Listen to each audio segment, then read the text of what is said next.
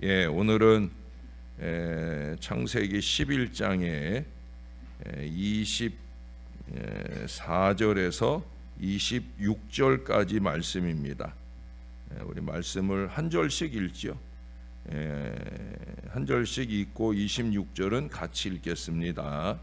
나홀은 29세에 데라를 낳았고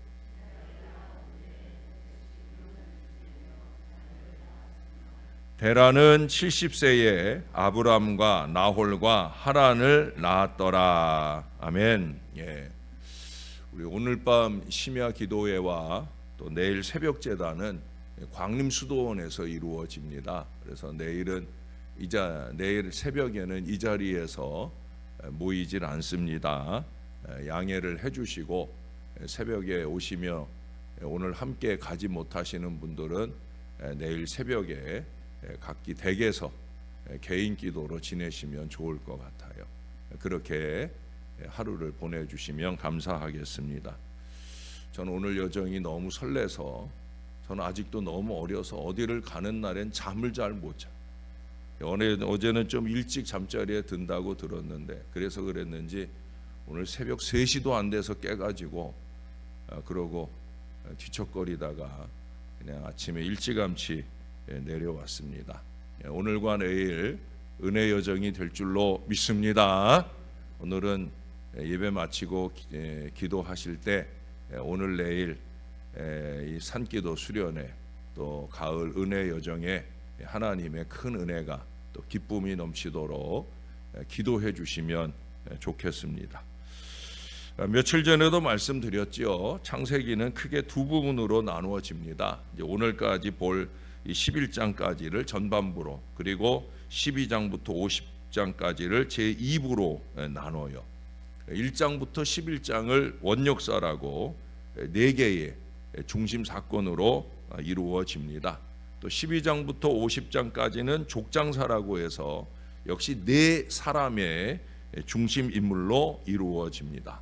저는 창세기를 외울 때 4444 이렇게 외우라고 합니다. 4416이 아니라 4411 11장까지라고 또 44 4명의 사람 우리가 흔히 4452 하잖아요. 4452 아니고 4450 그러면 창세기를 딱 어떤 내용인지 외울 수가 있겠다 그렇게 말씀을 드려요. 이제 다음 주부터 아브라함을 시작으로 해서 이삭, 야곱, 요셉까지 선민 이스라엘의 형성에 얽힌 시조 그룹의 4명의 신앙 인물에 대한 이야기가 전개되겠습니다. 여기 원 역사의 4가지 사건 며칠 전에도 꼽아드렸죠. 창조, 타락, 홍수, 바벨입니다. 우리가 어제까지 3번에 걸쳐서 살펴본 이 바벨 사건으로 이 인간을 향한 우리 하나님의 실망은 극에 달한 듯 보여집니다. 그 4번째 사건으로 더 이상 우리 하나님과 인간 사이의 관계는 완전히 단절돼 버린 듯 보입니다. 아니 실제로 오랜 동안 하나님은 침묵하셨어요. 아브라함이 등장하기 전까지는 하나님이 침묵하시고 계셔요. 그러나 하나님은 침묵하신다고 해서 일하지 않으시는 것이 아니죠. 이미 우리가 수요일 저녁에 에스더를 공부하면서 보았잖아요. 에스더서에 하나님의 이름이 한 번도 나오지 않는데 그렇게 은폐된 가운데서도 하나님은 하나님의 섭리 역사를 펼쳐가시는 하나님이다. 하나님은 인간을 향한 더 깊고 은밀하며 기막힌 계획을 늘 준비하시는 섭리의 하나님이신 거예요. 출애굽도 그렇잖아요.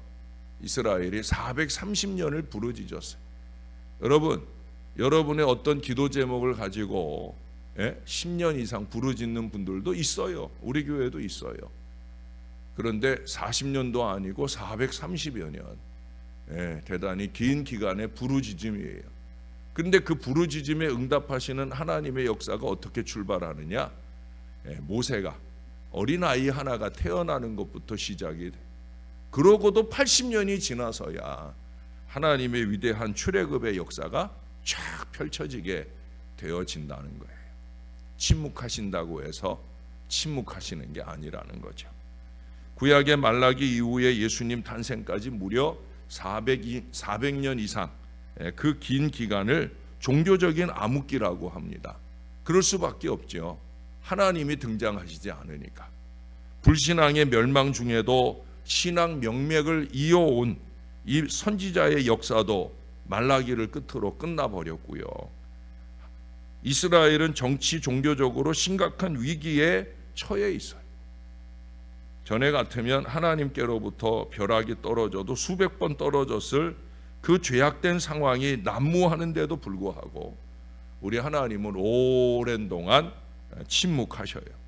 그러나 하나님은 예수 그리스도의 탄생과 십자가 부활이라는 그 위대한 서사시를 그 긴 침묵의 기간 동안 잘 준비하고 계셨다라는 거죠. 우리들의 삶 속에 암흑 같은 어둠이 오랠수록 사랑하는 우리 성도 여러분, 실망하지 마시길 바랍니다. 칠흑 같은 고난의 시기가 오랠수록 낙심하지 마시기를 바랍니다. 그러면 그럴수록 하나님은 더 놀라운 계획을 준비하고 계시다는 거예요. 적어도 우리가 허황된 꿈을 꾸지 않고 믿음의 기도로 한 발 한 발 하나님 보시기 좋은 걸음을 걸어가고 있다고 하면 우리의 그 걸음은 동굴 속을 들어가는 게 아니라 터널을 지나가고 있다는 사실을 우리는 잊지 말아야 됩니다. 여러분, 오늘 본문은 10절부터 이 족장사를 통해 구원의 민족을 세우실 하나님의 물밑 작업이 이루어지는 긴 족보를 기록해 주고 있습니다. 그 이전이나 이후에 등장하는 다른 족보와 별다를 것이 없이 낳고 죽음의 연속 과정을 보여주는 그런 족보예요. 그러나 이전이나 이후의 다른 족보와 아주 중요한 점 한 가지가 달라요. 그럼 집에 가셔서 10절부터 다시 한번 읽어보시면 거기 어디에서도 볼 수 없는 게 있어요. 이 족보에는 죽음이라는 것에 대한 언급이 감춰져 있다는 거예요. 마치 하나님이 감춰져 계시듯 죽음이라는 말을 쓰고 있지 않아요. 대부분의 족보는 그렇잖아요. 누가 누구를 낳고 몇 년을 사다가 죽었고 그러고 이렇게 족보가 이어지는데 여기 오늘의 본문에 보세요. 몇 년을 지내며 자녀를 낳았으며까지가 다예요. 예? 죽었다는 말을 생략하고 있다는 거예요. 하나님의 위대한 계획, 그 비전이 준비되고 펼쳐지는 데 있어 죽음이나 절망 같은 말은 어울리지 않는다는 거예요. 여러분, 좀 말을 잘 사용해야 됩니다. 할 말과 안 할 말을 상황에 따라 좀 구분해서 말할 줄 아는 지혜를 좀 가져야 돼. 기도의 사람은 기도의 언어가 정제되어야 되듯이 삶 속에서 쏟아내는 말도 좀 정제해서 아무렇게나 툭툭 던져놓지 말고 책임질 수 있는 믿음의 말을 해야 돼. 복음의 말을 해야 돼. 좋은 말을 해야 돼.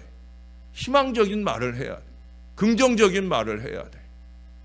문제나 어려움이나 질병 고통이 없을 수는 없지만 어제 말씀드렸잖아요. 하나님의 고통 정리. 제가 실수로 쓴 단어를 가지고 하나님이 의미 있게 앞으로 저의 목회 여정 중에 새겨질 단어를 하나 주셨어요. 고통 정리. 목회는 뭐냐? 목회는 고통 정리다. 사랑하는 성도들의 고통을 정리해 주는 일에 더 열심히 있게 무릎 꿇어야 될 바로 그게 목회다. 하나님이 그렇게 저에게 가르쳐 주셨어요. 그 하나님의 고통 정리로 우리는 밝은 소망의 미래를 얼마든지 기대할 수 있다는 거예요. 그러니 우리도 그렇게 희망적 언어를 내놓는 사람들이 돼야 되는 거예요. 자꾸 다른 사람 흉보면서 그 사람이 구원받기를 바라는 이 어이없는 일들을 하면 안 되는 거예요. 여러분, 말을 잘해야 됩니다. 물론 의미상으로야 이해를 하지만 여기 죽었다라는 이 단어는 이제 27절 이하의 데라나 하란에게만 적용이 되어 사용이 됩니다. 왜? 그 사람들은 희망 없는 사람들이니까. 데라는 머물러 있는 인생을 살아 희망이 없는 인생이니까. 머물고 구태에 젖어 있는 신앙은 희망이 없어요. 전진하는 신앙, 앞으로 가는 신앙, 하나님 뜻대로의 걸음을 걸어가는 아브라함에게서야 희망이 있는 거예요. 그러니 그냥 죽어버리고 마는 거죠. 여러분, 적어도 오늘 본문까지에서는 죽음에 대한 절망적 단어는 없고요, 낳고 낳는 소망의 역사만 이어진다 하는 사실이에요. 다시 말씀드립니다. 하나님은 침묵 가운데서도 소망의 역사를 이어가고 있다는 사실을 믿으시기를 바랍니다. 이게 하나님의 긍정성. 신앙은 하나님의 이 긍정적 측면을 바라보고 기도하고 사는 게 바로 기도신앙이에요. 인류의 처절한 어둠과 고난 이면에 소망의 싹을 키우시고 꽃을 피우시며 마침내 이 아브라함을 통해 결실하시는 소망의 흐름을 쫙 유지하고 있으시다는 거예요. 사랑하는 여러분, 이 하나님을 믿으시기를 바랍니다. 꼭 믿으시기를 바랍니다. 특히 어려움을 당할 때, 환난 중에서 기도의 쌍안경을 통해서 이 하나님의 소망을 보시고 인내함으로 그 소망의 결론에 이르시는 하나님의 자녀가 되시기를 주님의 이름으로 축원합니다. 제가 아까 484장 찬송을 하면서 오늘 가사 실수를, 전 가사치예요. 음치기도 하지만 가사치, 가사를 잘 틀리잖아요, 그렇죠? 오늘은 틀렸던 이유가 거기 아들이라는 표현이 나오잖아요. 그럼 여기 이 많은 딸들은 얼마나 섭섭할까? 그 생각하다가 또 틀리고, 바보 같지요? 그래서 저는 다음부터는 그 찬송 부를 때는 아들 대신에 자녀라고 부르겠다. 오늘 마음 먹었어요. 좀 이따 예배 끝나고 나면 그 아들 지우고 저는 자녀라고 써놓을 거예요.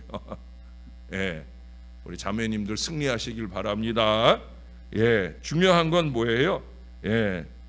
소망을 가진 은혜의 결론에 우리가 이룰 수 있다는 거예요. 셈 이후에 사람의 수명이 급격히 줄고 있어요. 그건 그만큼 세상이 살기가 어려워졌다는 얘기예요. 갈수록 환경이 열악해졌다는 거예요. 지금처럼. 그래도 대체로 30세를 전후해서 첫 출산, 소망의 생명이 태어나는 걸 봅니다.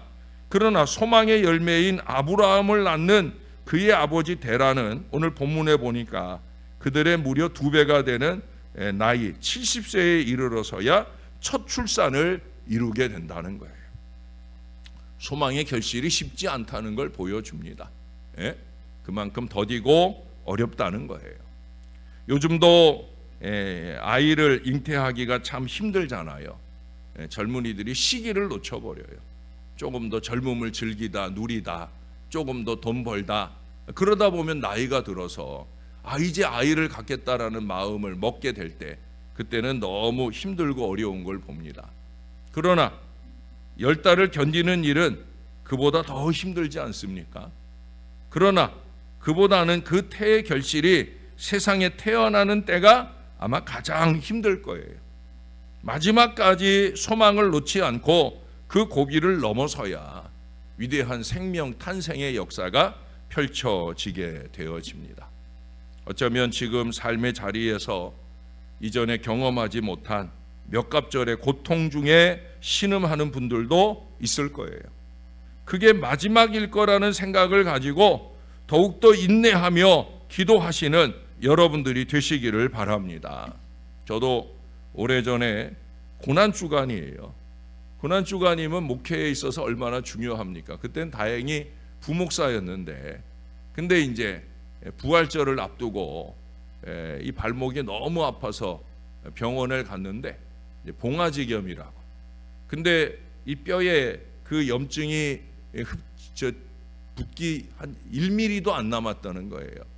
그러니까 빨리 입원해서 이거를 도려내는 수술을 하지 않으면 이 골수염이 돼가지고 잘못하면 다리를 절단할 수도 있다는 이 겁을 주더라고요.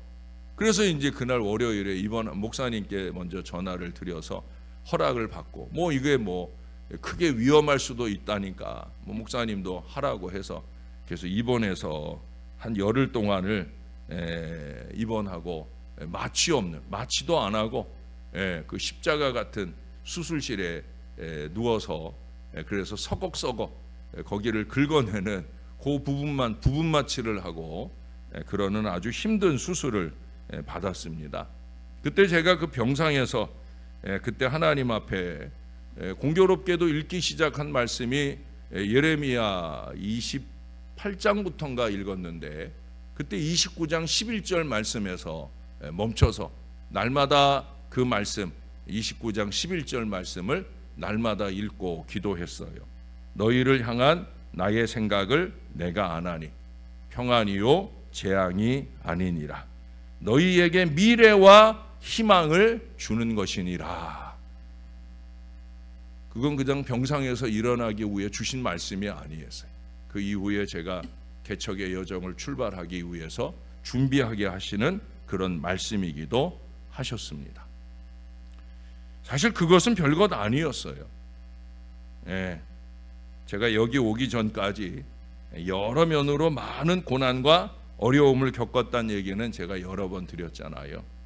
아마 이곳에 부임이 결정되기 직전이 가장 힘들고 답답한 시기였어요.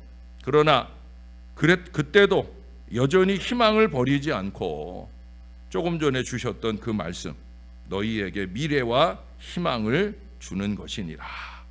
그 소망 중에 하나님을 바라볼 때, 하나님께 의지할 때 우리 하나님께서 이 아름다운 교회의 목회를 허락해 주셨습니다. 물론 지금도 여전히 목회는 힘이 들고 어렵습니다. 그러나 전 이전보다 더 밝고 기쁘게 살아갑니다. 교인들한테 그런 저의 모습들에 대한 고백들을 얼마든지 많이 들어요. 친구들에게도 들어요. 저는 행복한 목회를 하고 있어요. 이유는 딱 한 가지예요. 소망 때문입니다. 하나님께서 보장해 주신 미래를 소망 가운데 바라보며 열심히 사역하며 살기 때문입니다. 아까도 말씀드렸잖아요. 저는 늘 굴 속으로 가는 게 아니라 터널을 지나간다고 믿고 있기 때문입니다. 하나님이 저에게만 터널 통과의 은혜를 주시겠습니까? 아닙니다. 여러분들 모두에게도, 아니 우리의 자녀손들 모두에게도 하나님께서 그런 미래를 허락해 주실 줄로 믿습니다. 왜 그렇습니까? 우리 아버지 하나님이시잖아요. 우리 하나님이시잖아요. 하나님께서 준비하고 기다리시는 그 소망의 미래를 향해 감사 기대의 이 전진을 이어가시는 말씀과 기도의 사람들이 다 되시기를, 그래서 우리 거기 소망의 자리에서 함께 춤추며 기뻐하는 은혜에 이룰 수 있게 되기를 우리의 구주 되시는 예수님 이름으로 간절히 축원합니다. 기도하겠습니다. 너무도 좋으신 우리 아버지 하나님, 부족한 저희 인생들을 자녀 삼아 주시고 언제나 우리 어깨에 손 얹어 주셔서 다독다독 절망적인 상황 속에서 더 다독다독 우리가 무릎 꿇을 때마다 힘내라고, 소망을 가지라고 믿음의 용기를 말씀을 통해 북돋아 주시는 우리 아버지 하나님 너무 감사합니다. 우리가 각자 처한 상황은 다릅니다. 환난의 모양도 다릅니다. 그러나 그 모든 것들을 전화위복의 역사로 펼쳐주시는 소망의 하나님은 한 분 하나님밖에 없음을 우리가 고백합니다. 우리가 그 하나님께 무릎 꿇으며 우리가 언제나 감사와 기대의 이 믿음의 전진을 말씀과 기도 속에 한결같이 이어가는 신앙의 사람들 될 수 있게 도와 주시옵소서. 말씀을 받은 만큼 지혜롭게, 말씀에 의지하는 만큼 신실하게 그렇게 아버지의 뜻을 이루어가는 믿음의 입술과 믿음의 행동을 통해 우리 하나님께는 영광이 되고 죽어져가는 영혼들에게는 구원의 밑거름이 될 수 있도록 은혜를 베풀어 주옵소서.